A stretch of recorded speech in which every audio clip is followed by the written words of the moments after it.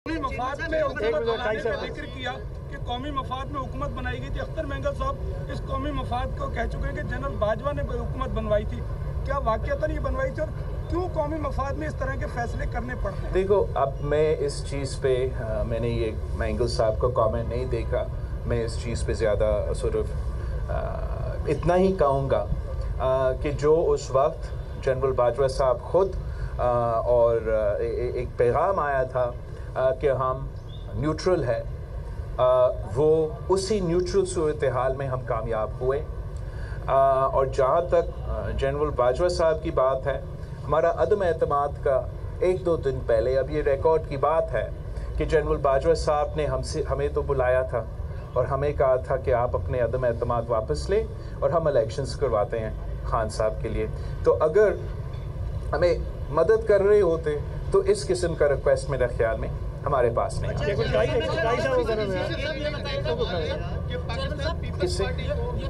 Pakistan peoples party को PTI के दौर में जाली केस का सामना करना पड़ा। पीटीआई का दौर से पहले जो भी था, लेकिन बनाया गया केसेस जी, तमाम तर चीजें यकीनन सियासी लोगों का हाथ नहीं होगा, कुछ एस्टेब्लिशमेंट का भी होगा, लेकिन आप लोगों की जानिब से जिस तरह मुस्लिम लीग नून की तरफ से जनरल बाजवा जनरल फेस पर इल्जाम आयद किए गए, आपकी तरफ से नहीं है कि आप उनकी तरफ से मुतमईन थे? नहीं, इट्स नॉट अबाउट मुतमईन। हम इस किस्म की सियासत नहीं करते, हम अवामी सियासत करते।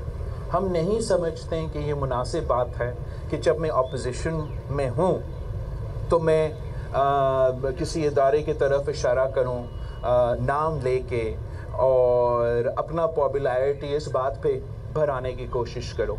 चाहे हम अपोजिशन में थे या हम गवर्नमेंट में, हम एक सियासी लिहाज से चलाना चाहते हैं। हम समझते हैं कि आप अपना स्पेस आहिस्ता आहिस्ता गेन कर सकते हैं सियासी इदारों के लिए, सिविलियन इदारों के लिए, मगर जिस तरीके से ये एक रवायत डाला गया चंद पंजाब से ताल्लुक़ रखने वाले सियासतदानों से कि वो अपना पसंदीदा ऑफिसर के बारे में जिंदाबाद या मुर्दाबाद के नारे लगाने शुरू कर दिए थे।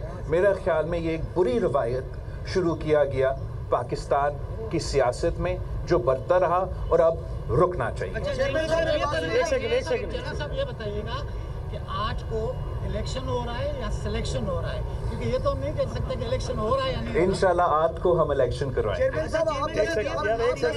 यकीन रखते हैं क्या पीटीआई को मौका दिया जाएगा, उनको लड़ने के लिए टफ टाइम देंगे? अब जमहूरियत तो का नाम ही यही है कि सबके पास ये हक है कि अवाम के सामने आएँ और अवाम से ये रिक्वेस्ट करें कि उन पे एतमाद करें, उनको वोट दें। जहाँ तक पीटीआई की बात है, वो तो कल तक जमहूरियत में यकीन नहीं रखते थे, ना आइन में यकीन रखते थे। तो अब उनको ये ख्याल आया है कि आइन भी कोई चीज़ है और जमहूरियत भी कोई चीज़ है। मेरा ख्याल में ये पीटीआई की सियासी सफ़र में उनके लिए एक टीचेबल मोमेंट है और बहुत कुछ सीखने में उनको अब मिलेगा। आप जब वज़ीर ख़ारजा थे तो आपने अफगानिस्तान का भी दौरा नहीं किया, और अब जो निगरानों ने जो हार्ड पॉलिसी अपनाई है, तो क्या वो आपके ही कुछ वो मतलब उसको अपनाया है, या फिर आप समझते हैं कि ये जो ये बड़ी दुरुस्त है? दूसरा ये सर, पीडीएम जब थी तो उस वक्त भी इस्टेब्लिशमेंट यही थी जो आज है, उसमें और इस वक्त में क्या फ़र्क देख रहे हैं आप? जहाँ तक अफ़गानिस्तान के हवाले से जो हमारा पॉलिसी है, जब पीडीएम हुकूमत थी, हमारे एतराज़ात थे, हमारा शिकायतें थे, लेकिन हम इंगेज रखते थे। अफ़गानिस्तान तो मेरा जो मिनिस्टर ऑफ स्टेट है रबानी खर साहिबा, वो ख़ुद पहुँची थी यहाँ पाकिस्तान में। हमने इस्लामाबाद में ना सिर्फ पाकिस्तान और अफ़गानिस्तान के दरमियान एक डायलॉग रखा, मगर एक ट्राईपार्टाइट डायलॉग भी रखा, जहाँ हम चीन का वज़ीर ख़ारजा और अफ़गान का वज़ीर ख़ारजा भी हम साथ थे, ताकि हम इस किस्म के मसाइल को साथ मिल बैठ के इस पर तबसरा भी कर सकते थे, एक दूसरे के सामने अपने शिकायतें रख सकते थे। मेरा ख़्याल में मज़ीद इंगेजमेंट का तो ज़रूरत है। जहाँ तक आज की पॉलिसी है, मुझे उसमें वो क्लैरिटी नज़र नहीं आ रहा। हमें, मेरा ख़्याल में अफ़गानिस्तान के जब हम बात करते हैं तो सख्ती हमें तरीके तालिबान पाकिस्तान के साथ करना चाहिए। سختی ہمیں دہشت گردوں کے ساتھ کرنا چاہیے. میں جو یہ اب جو حملے کر رہے ہیں ہمارے ادارے پہ, ہمارے پولیس انسٹیٹیوشنز پہ, ان کے پیچھے جانا چاہیے, اور عوام میں اور دہشت گردوں کے درمیان ایک فاصلہ ہونا چاہیے, ایک ہمیں درار پیدا کرنا چاہیے.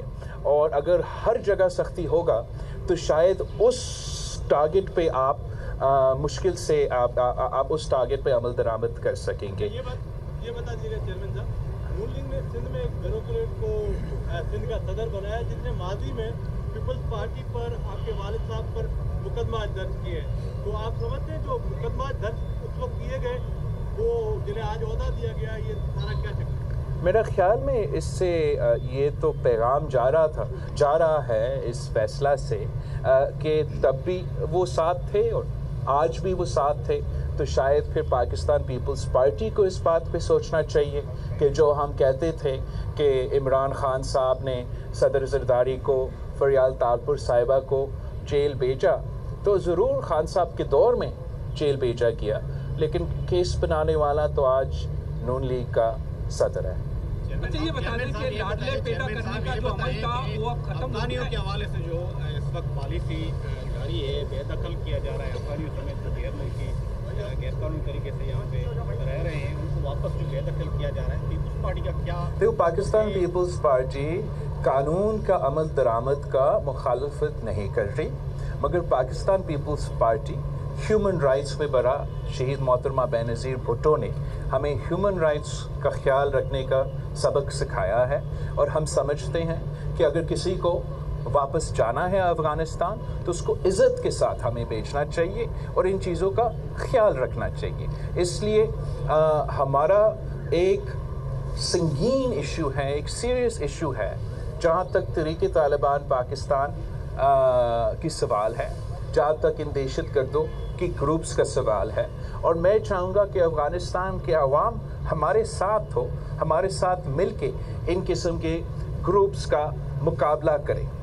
اچھا یہ بتا دیں چیئرمین صاحب کہ ہمیشہ یہ روایت رہی ہے کہ کنگز جماعتیں بناتے رہے ہیں اور لاڈلے پیدا کرتے رہے ہیں ہمارے اسٹیبلشمنٹ. کیا جو ملک کی موجودہ صورتحال ہے, اب پہلے بھی ایک اعلامیہ جاری ہو گیا تھا کہ اب جو ہے نا فوج کا سیاست سے بالکل تعلق ختم ہو گیا, کیا آپ کی جماعت پیپلز پارٹی مطمئن ہے کہ آگے چل کر کوئی نیا تجربہ نہیں کیا جائے گا, جمہوریت کو ڈی ریل کرنے کی کوششیں اب ختم ہو چکی ہیں, آگے بھی کیا اس قسم کے؟ جہاں تک جمہوریت ڈی ریل کرنے کے سوال ہے, میرے خیال میں 18ویں ترمیم نے ہمیشہ کے لیے وہ دروازے بند کیے ہیں جو جمہوریت کو ڈیریل کرنے والی بات ہے. جہاں تک لاڈلا کی سیاست ہے اور سلیکشن ہے, میرا خیال میں اس کے لیے ہمیں مزید جدوجہد کرنا پڑے گا تاکہ یہ روایت کو ہمیشہ کے لیے ختم کیا جائے اور پاکستان کے عوام پہ بھروسہ کیا جائے, پاکستان کے عوام پہ یہ اعتماد کیا جائے کہ وہ خود فیصلہ کرے کہ کس کو وہ اپنا وزیر اعظم منتخب کرنا چاہتے ہیں.